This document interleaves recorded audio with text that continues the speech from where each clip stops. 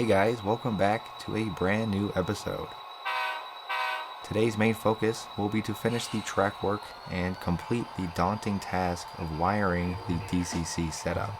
So let's get started. First up is unboxing some important packages.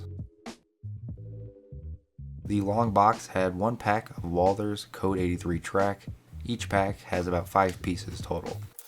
The next one is much more exciting.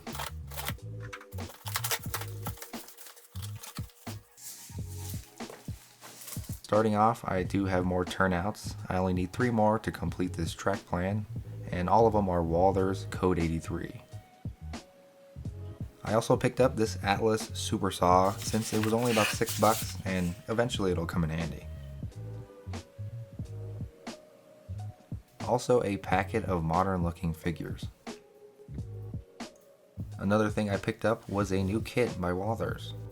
This one is the pole barn and sheds, and this one was a really good deal at just $23. Lastly is a couple of tank cars by Ather and Genesis. I just like the way they look, so I decided to get them. They are a little bit expensive at $42 a piece, so I just decided to get 2 of them for now.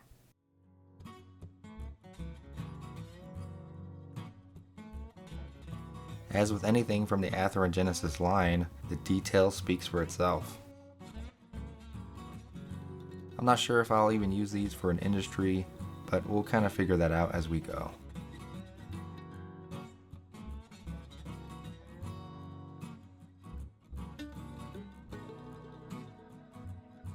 So the first real task is painting all that new Code 83 track.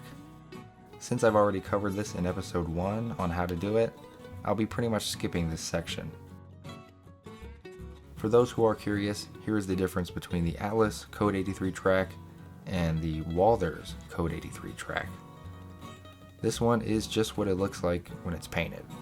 Both brands pretty much work the same way, and the only real difference is that they're different colors. So while I waited for the paint to dry on the tracks, I decided to unbox this little fella. This one is another Norscot scale model, and this brand is definitely becoming one of my favorites when it comes to diecast.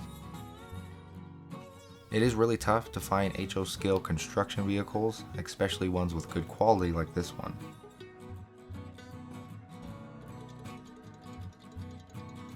Now I can add this one to the rest of the crew.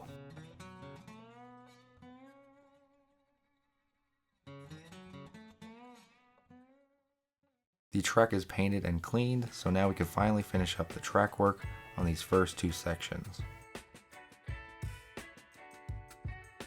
All I really need to do this is a pencil to mark down the track on the foam, a Dremel, a hobby knife, tacky glue, and a ruler which comes in handy for straight lines. Also those little nails for pinning all that down.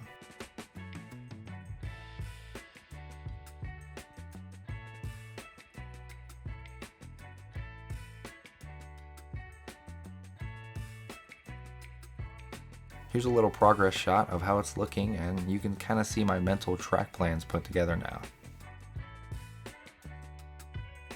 This right here is going to be my runaround.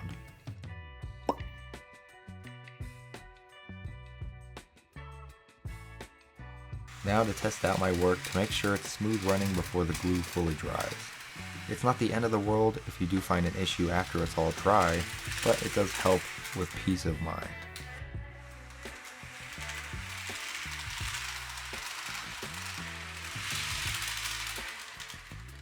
Time to finish up those last few rows of track.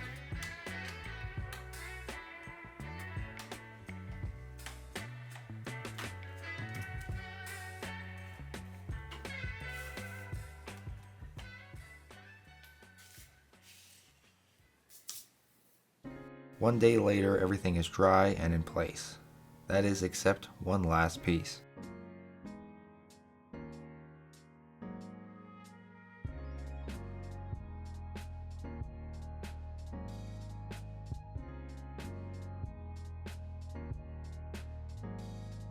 I also cleaned up and made the panel area a little bit more secure, and I also painted it black. We are now finally at the point where we can start wiring up the layout. I'll be starting with my 18 gauge feeder wires. I'm eyeballing each feeder wire to be a little bit less than a foot long, and I'll just cut off any extra if I need to later on. Once you do remove the brown casing, you have two separate solid wires. First, I drill 2 holes on each side of the track where I want to solder the feeders.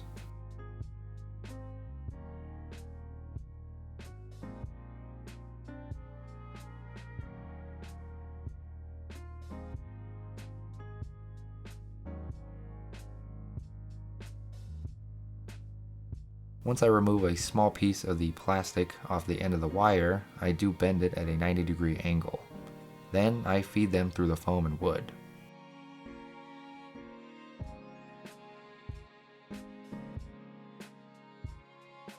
Apologies for the camera not focusing, but obviously I'm soldering them to the sides of the rail now. This time around I didn't use any flux because I just completely forgot, but I will in the future just to make the process a little bit easier and have more of a solid connection. These will still work just fine though. The feeders go on each row of the track and should be put every few feet, but honestly you could put them a lot closer like I did because it doesn't really hurt. Here's what it looks like underneath the layout. Personally, I like to follow the red is rear wire and the white is front throughout the whole process.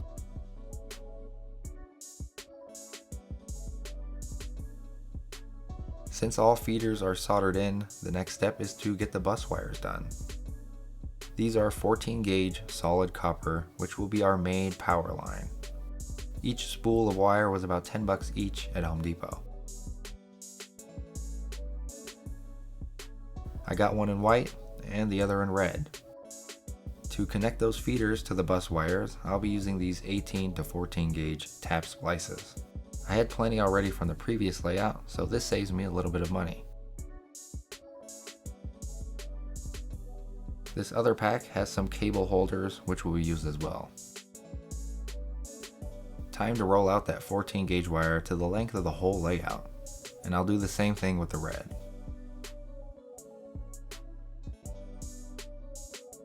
After I rolled enough out and cut them, I twist them together because that's pretty much what NCE recommends. And make sure that the twists aren't too tight. Of course, this would not be a normal video without a visit from Binks, my cat. Fast forward a little bit and I've gotten the bus wires attached under the layout, and I've also connected the small black piece to one end to plug into the panel. You can see I use those cable holders to hold up the bus wires, and I did already pre-drill those holes so the wires didn't go under the 2x2s. Instead, they go through them.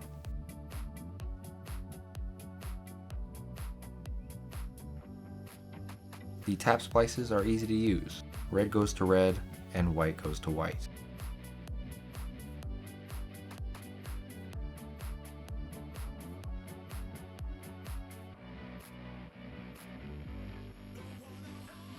All that footage that you've seen so far was filmed over a month ago in the very beginning of September.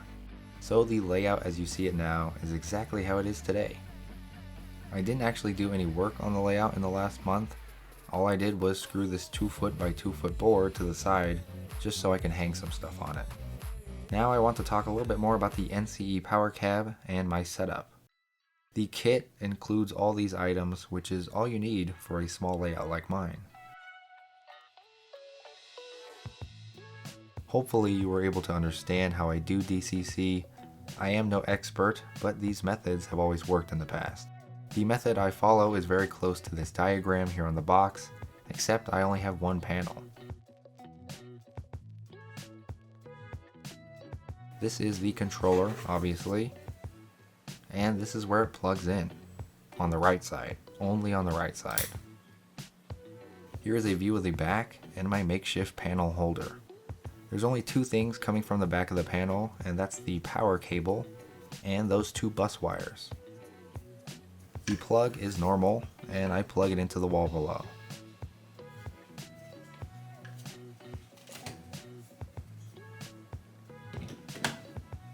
Underneath, I did decide to store my track that's not going to be used yet.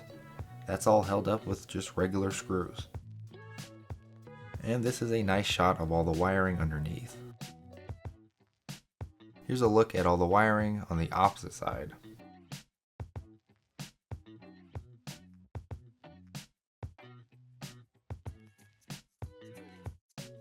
Now it's the moment of truth. Time to plug it in and power it up and watch that red light turn on. Please do enjoy the next few clips of just the GP40-2L running on the new layout.